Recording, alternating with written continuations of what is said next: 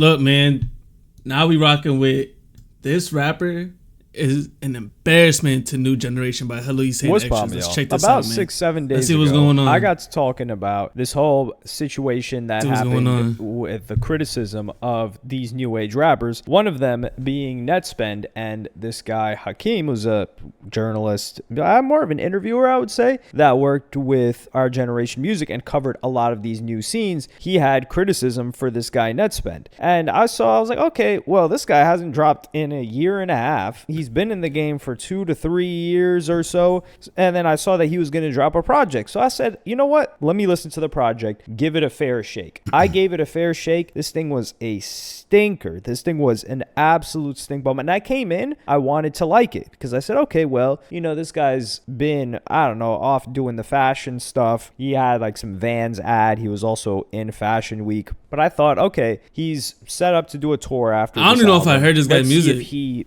got any better, because previously the guy sucked. And there have been other people that have sucked when they first got into the game, like Lil Yachty. But this album, Early Life Crisis, this is probably a 0. There's 0.5 good songs, listenable songs on here. The majority of the music here is unlistenable. I'm in just shock and damn near utter horror that this was even allowed to be put out. That's another thing. This is probably one of the worst first album reactions I've had since Speeding Bullet to Heaven by Kid Cudi. And the thing is, with Kid Cudi, we have some sort of expectation, but that album was a stinker, especially when it first dropped. But even with A Speeding Bullet to Heaven, there are some redeemable songs. And you're like, okay, this is a good song. It's just stuck in a sea or a pile of turd. But with Netspend, it's not even like I'm the only guy that thought this, because the person that was criticizing him, Hakeem, he ended up having a back and forth with Netspend. And it turned out into a DM from this initial post where it said, Blackboy Max says Netspend didn't evolve on Early Life Crisis. I'm going to play you guys a clip of that, of Netspend being reviewed by Blackboy Max. This song cold, bro. Like, I'm not gonna lie, one thing I will say that I've heard so far, none of this making me go like, damn, bro, like this net went ghost and came back, evolved crazy. Like, you feel me? I'm gonna be honest. And I like some of his songs, but like I don't feel like, damn, he taking a next step, if I'm being honest.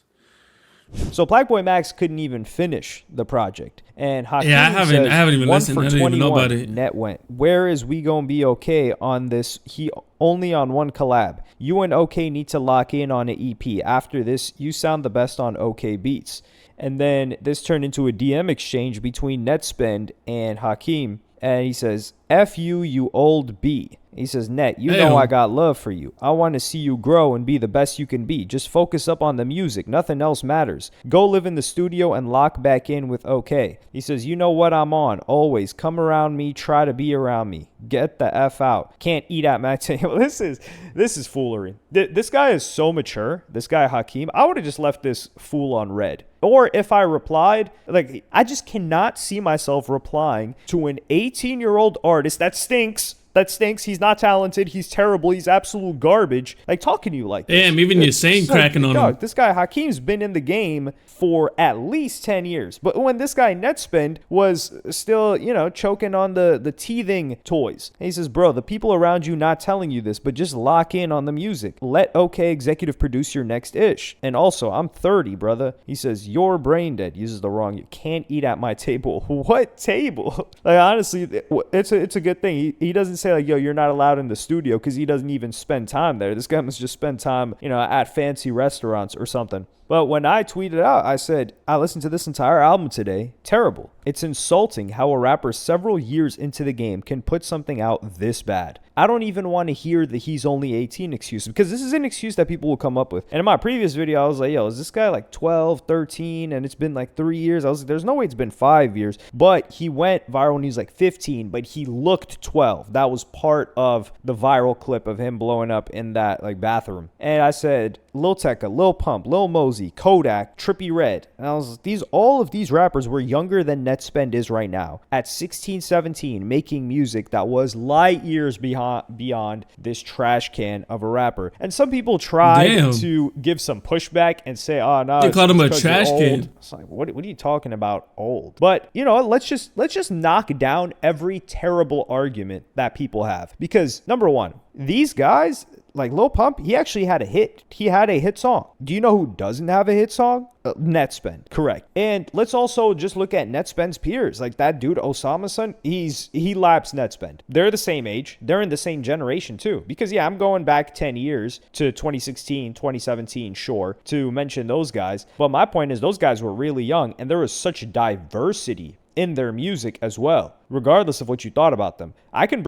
The NHL doesn't just hand out. So I don't really know too much about these people, so I'm kind of just listening for. Bring up the guys right now, but there's less diversity in between their sound. But let's just take Osama Son, for instance. That guy's way better than Netspend. Let's take that dude Che. He had that bass project. That guy, you could tell I haven't heard of any of these music. people. You listen to the music, it may not be for you, but you're like, okay, this isn't terrible. Who else? Fake Mink. Dude, Fake Mink was what, 18? Didn't even hear about him. Or 17? I don't know. When he dropped LV saying, like, you listen to Fake Mink and you listen to this guy Netspend, and you can't tell me that these people are on the same playing field of music. That's just not the case. Even that dude Nine Vicious is a bit older. I wonder if I just heard their songs or just didn't know it was them. He's like 22, so I wouldn't even bring him up. But who else? We've got that dude Until Japan, who I mess with that guy. That guy's really, really great project, his last project. But that's an example of somebody that's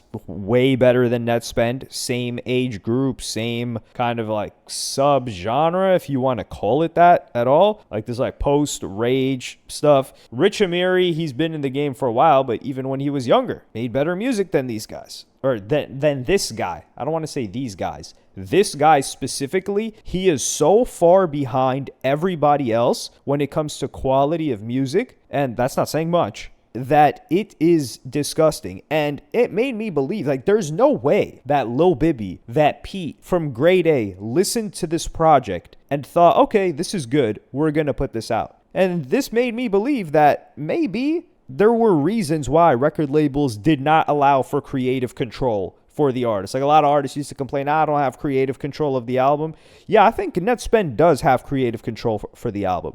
Because for people as experienced as Bibby, who's made good music and has had good artists on his roster, like imagine you got The Kid Laroi, you had Clever, who was actually a good artist, you had Juice WRLD. I never heard Clever. You have Netspend. Like one of these is not like the others. And it's just like Netspend just sounds like somebody that got lucky with one of the first songs he ever made and refused to improve at all. And I'll give you guys another example of somebody that got lucky, if you want to call it that, but made music the top priority and got a lot better. And that's Ian. Like Ian kind of got on through a similar gimmick, if you want to call it that. And it was a Triller or whatever the hell. And he got on because he was it looks like a frat white boy versus Netspend getting on because he's just like some young white boy. And Ian's gotten a lot better. And where do we see Ian? Music. Making music. Doing music-related stuff. And he's gotten a lot better from his first Ian. Not even I think project, I have a few which Ian his songs. first project wasn't bad, but from his first show, I like a that few. guy, I don't know if I have him on initially playlist. He was kind of just like a Yeet clone as well. So he developed his own sound now. He does not sound like a Yeet clone. Meanwhile, you've got Netspend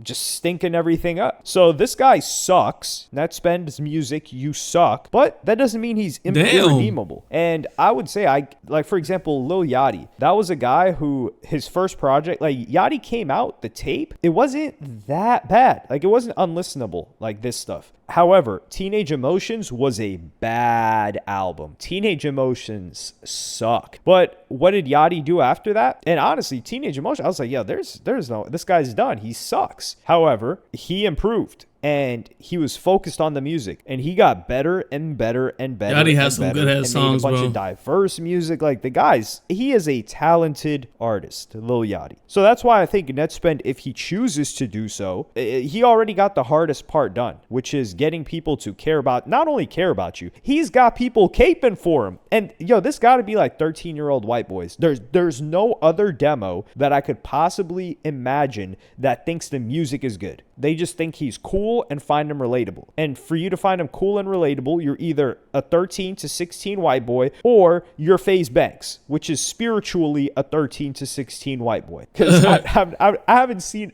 actually, respect to all the 13 to 16 white boys, because I haven't seen a single one of y'all in my replies on X that is a bigger fan of Netspend than FaZe Banks. So yeah, let's put FaZe Banks first, and that's why I don't understand how he can be a fan of such trash. But let me know what y'all think in the comments. Do you think there's redemption for this guy? Or do you think right now his ego's too big? Because I'm not even saying he's got to work with the same producer, because I don't think his music prior to this was much better. I think he's gotten worse. But some producers, like, you can't just stick with your sound. Like, sometimes you got to develop and work with a new. I've never heard this rapper before. I never heard any of his music before. So me personally, it's not what I was expecting, but I'm about to go play Siege for the first time for a video, man. So look, if you only see me play Rainbow Six Siege for the first time, check out my gaming channel, Reject Eli. It's gonna be dropping. Catch y'all. Well, it might actually drop before this video comes out. I think it's already gonna be out by the time the video comes out. So look, if it's already out, go check it out, man. With that being said,